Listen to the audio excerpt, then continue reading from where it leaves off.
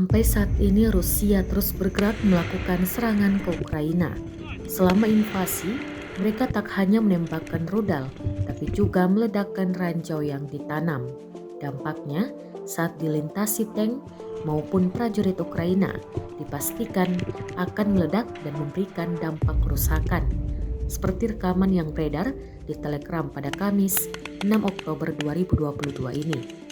Tampak dalam rekaman detik-detik tank Ukraina berisi prajurit sedang berjalan menyisir area hutan di Kharkiv dan mendadak meledak.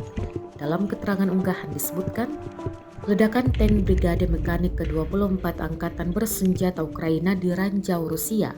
Prajurit Ukraina sigap menghindar dan menembak ke posisi pasukan Rusia.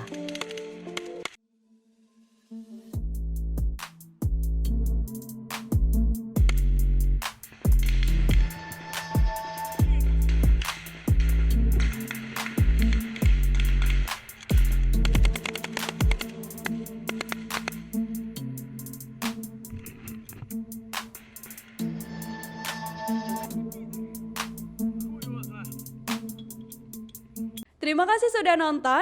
Jangan lupa like, subscribe, dan share ya.